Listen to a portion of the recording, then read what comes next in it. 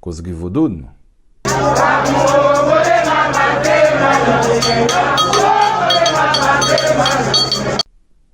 Émission Causerie Vaudoune.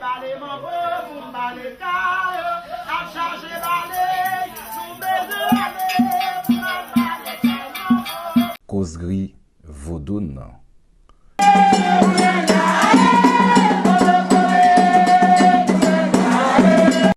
Causerie Vaudoune.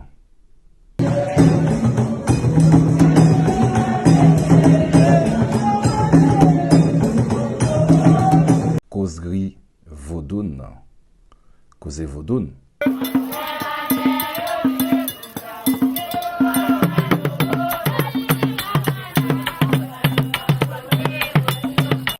Causerie Vaudoune.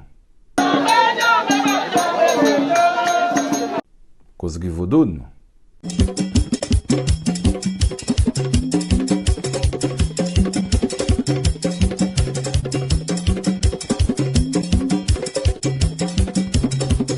Causerie Vaudoune. Causer Guinée, causer la caille.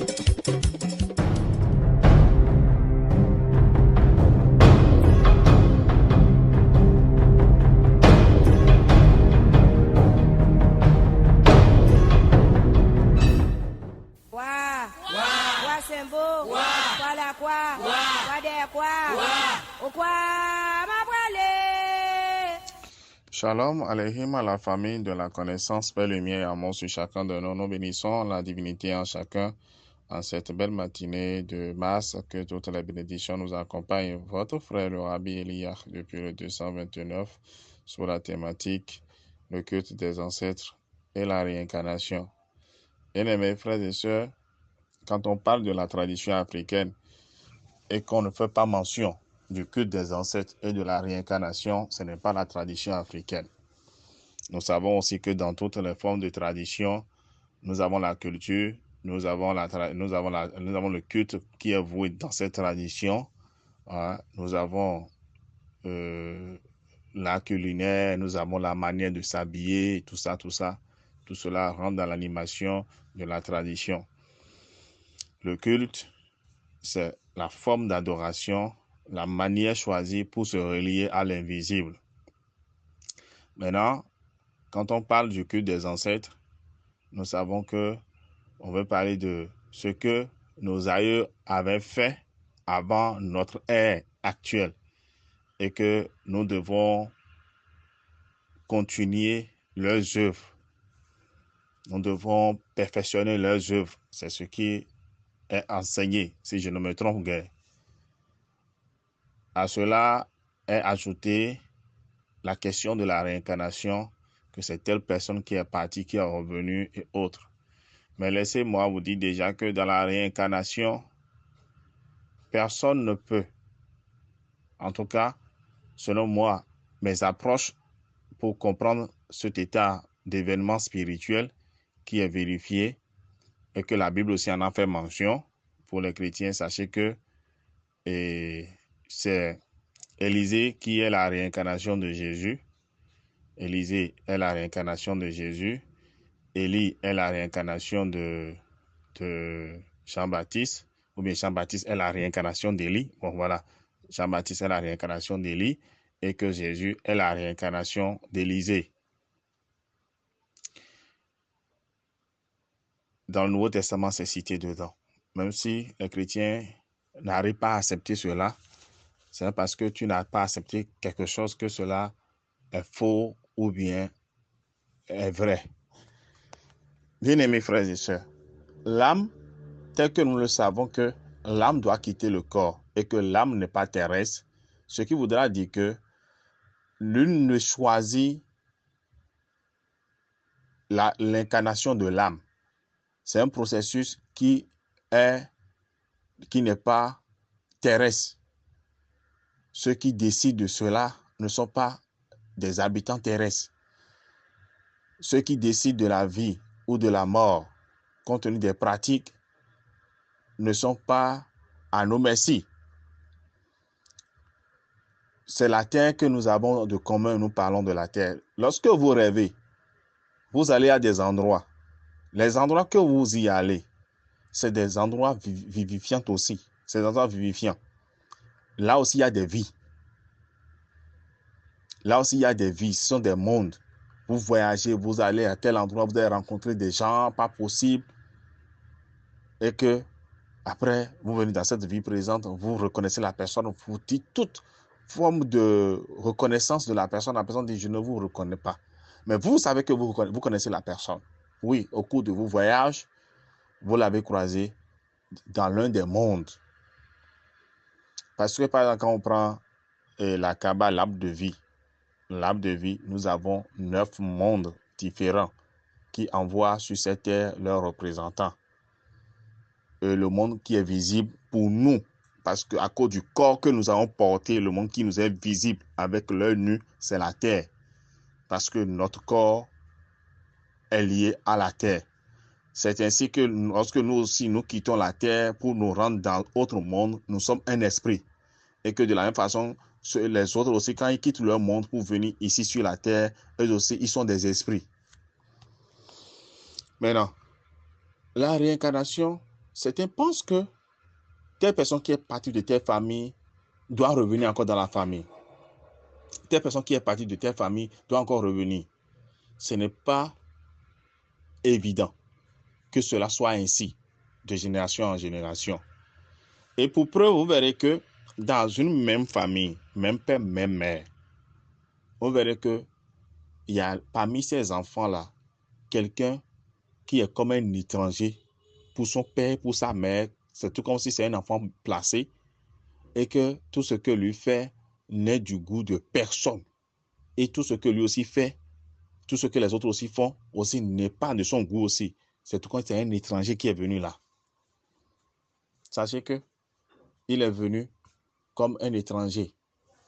Et secondo, toujours dans le principe de la réincarnation, entre la vie présente et la vie à venir, la vie actuelle, par la vie passée, c'est une vie ancestrale. Et de moi, mes approches, chacun est un ancêtre à part entière. Quand on dit que c'est au bout de l'ancien code qu'il faut tisser la nouvelle, sachez que chacun venant sur cette terre a déjà sa forme d'adoration. Chacun venant sur cette terre a déjà sa forme d'adoration. On vient seulement se perfectionner. Quel que soit ce qu'on va dire, aucune des religions ne va disparaître. Par exemple, certains pensent qu'avec l'évolution de la conscience, genre les églises seront fermées, les mosquées seront fermées, et les couvents seront fermés parce que les églises, eux, ils pensent qu'en prêchant leur bonne nouvelle, c'est que les couvents seront fermés, les traditions seront oubliées. Et les musulmans aussi pensent ainsi. Et chacun pense de son côté que lorsqu'on va commencer par beaucoup travailler, il y a telle chose qui vont disparaître, il y a telle forme d'adoration qui va disparaître. Tenez-vous tranquille, ça ne peut pas disparaître parce que chacun de là est un ancêtre. Quel que soit ce que vous avez dit, l'autre va rester collé, scotché à l'église du matin jusqu'au soir. Il n'y a rien à faire. C'est sa vie. Parce qu'il sait ce qu'il avait perdu. Il sait comment il est en train de se rattraper. Parce que chaque mouvement spirituel a aussi ses ancêtres. Et il faut perpétuer la culture là. Il faut perpétuer cette adoration là. Là, quel que soit ce que nous allons faire, ça serait ainsi de génération en génération parce qu'il n'y a rien de nouveau. Tout se renouvelle. Ce qui a été hier, c'est ça qui est encore, c'est ça ce qui est aussi encore aujourd'hui. Spirituellement parlant, avec l'évolution des consciences. Et là, quand on parle, quand on prend la réincarnation et le culte des ancêtres, il y a quelque chose qui heurte ma sensibilité et que si l'autre étant né dans cette famille-là, famille A, et que lui, de son ancienne vie, il était bouddhiste, quel que soit ce que vous allez faire, il va chercher son chemin de bouddhisme. Malgré vous, ici, dans la tradition, Il y a autre chose que vous faites. Lui va chercher son chemin. Vous êtes des chrétiens.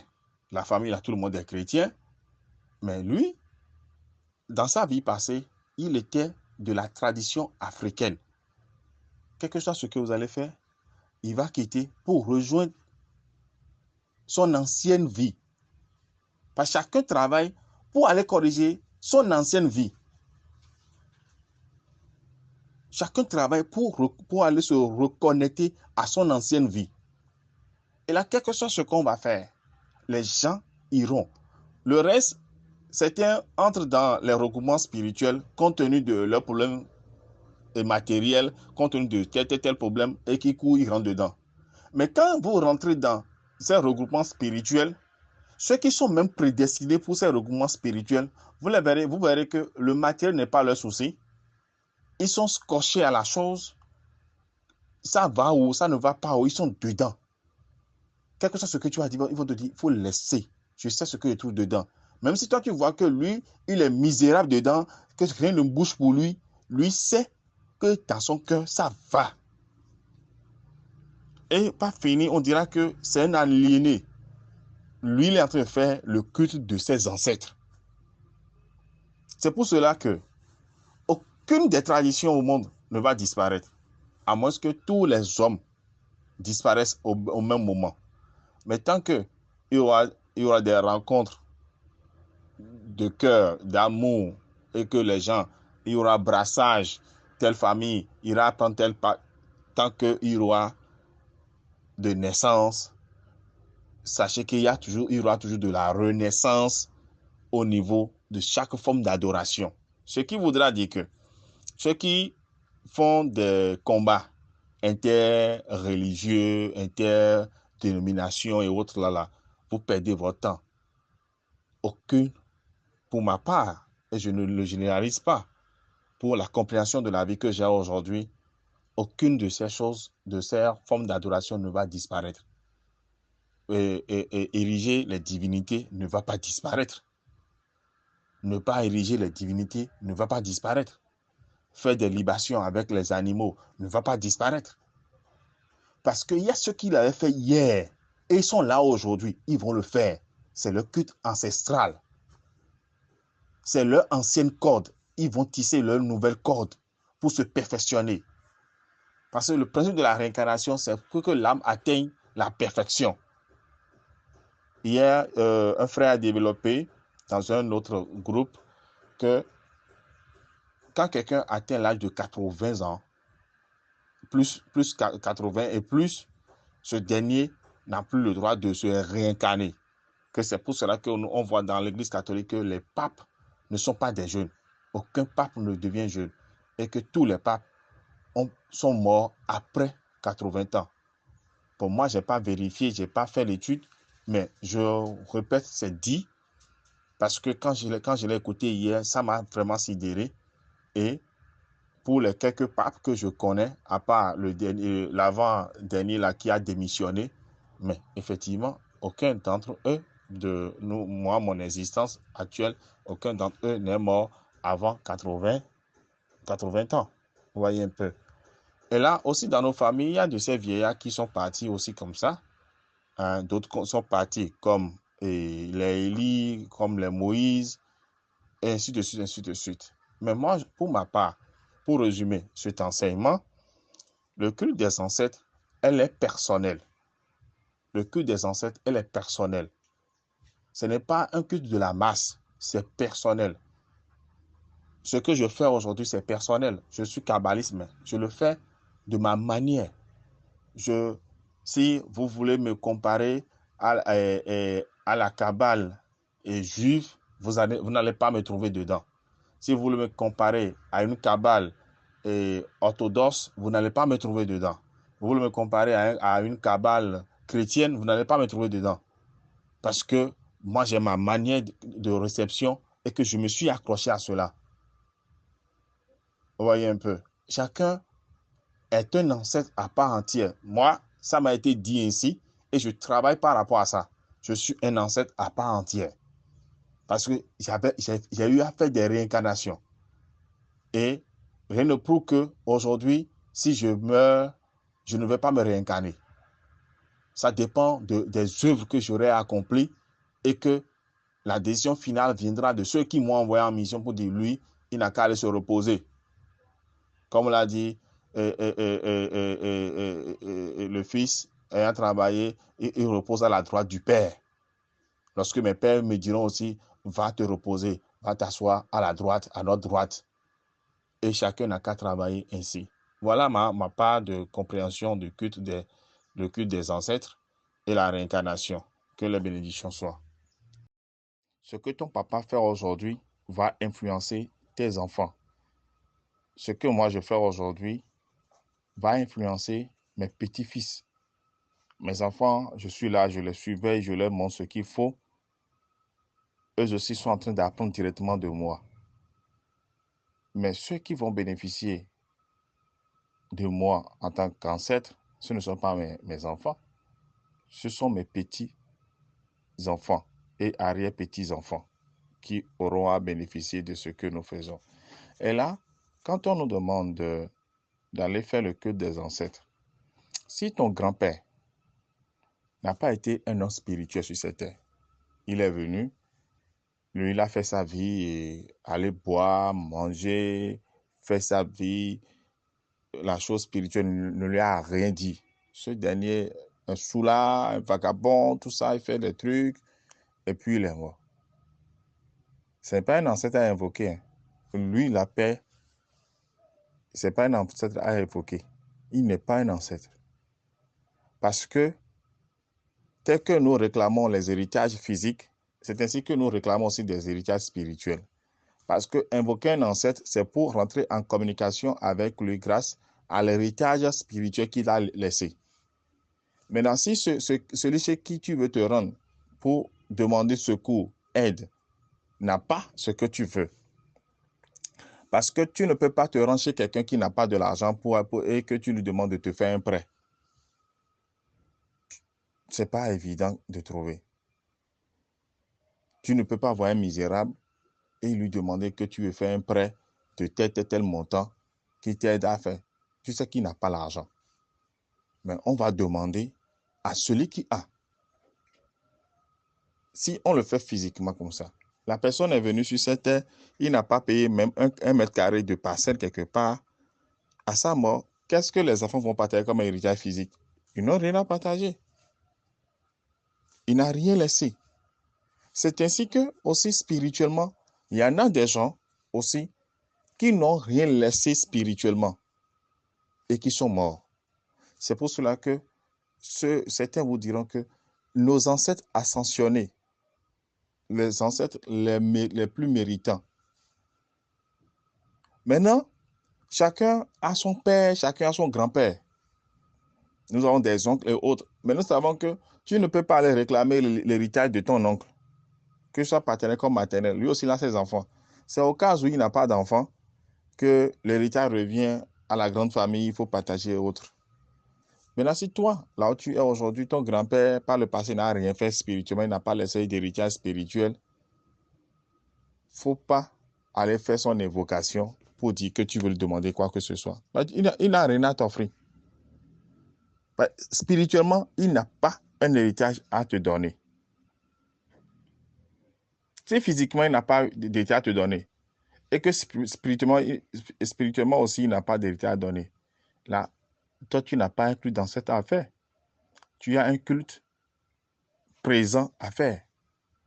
Toi, tu ne peux pas te ressourcer dans un passé selon la lignée familiale. Pourquoi?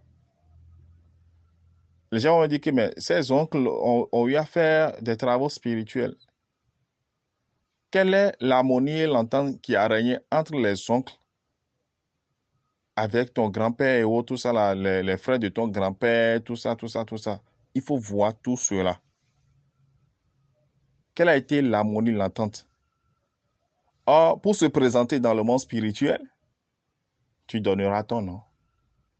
Tu diras, je suis le fils de telle personne, et lui aussi, il est le fils de telle personne.